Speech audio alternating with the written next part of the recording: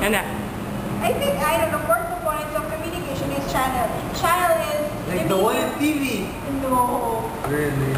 TV can be a means of communication. It is presented as channel, but it's a means of communication. But channel is the type of language that we use. It's, for example, the Americans use the English language, and the Filipinos use the Filipino language. That is language.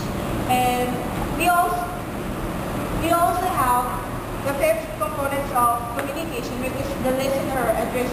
Just like the speaker, the listeners should have a purpose of why listening. Because if we don't really want to listen, let's say, when we're having a group study like what we're doing right now, if we don't have a purpose for that, no one's going to listen. No one's going to stay here and study with us. But I think there's two more components of communication. The fourth component of communication is the listener. The listener is actually the one who receives the message. For example, I am a speaker right now and you are the listener. Listeners can give appropriate and inappropriate comments or let's say reactions, but we listeners must react in the most polite way that we can. And so that's the listener. And I think there are two more components of communication, but I don't think I know that very well. Do you know? I think I know. I think I got an overview when you told it. The last two components are the feedback and the context. The feedback are reactions directed to the speaker. Through the feedback, yes, right? The speaker is able to adjust to the needs of the listener. Let's say, for example, by talking to you, I notice the way you react. And how do I react? Like if you act impassively, I will try to interest you some more. That's how feedback works. Feedback can either be verbal or just through gestures, like a smile, a nod, or a frown, if you're disappointed. Also a frown. Next, the context is the time, place, and where the setting. And setting, the setting where the communication takes place. The whole communication process depends on the context. For example, if we are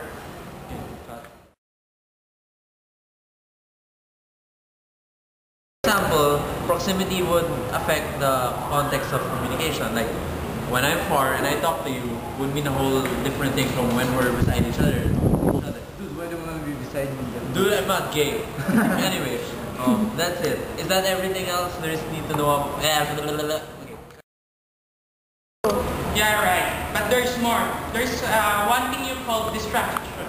A noise that causes interference in the communication. Physical, there are 5 types of it. A physical noise, which is the interference that are created by the environment. There is a psychological noise, which is caused by the body, headache, stomachache, and cold, sore, or whatsoever that cause physical problems. A physiological needs, the noise, they are bad. In order to overcome this, there are 3 things you must know. One is, you must know your goal, or why do you talk with other people. Second is given by Greece, the speech of Maximus speech. There are 4 kinds. According to Greece, there is also some. There's a principle called Maximus speech. There are 4 kinds of it. Maximum quality, which is maximum that this must, as words you say must be backed up by evidence.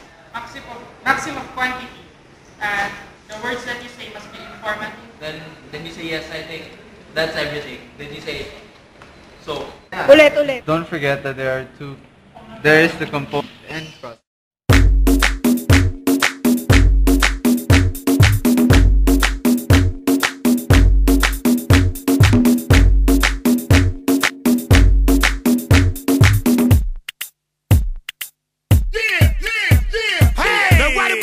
What's up?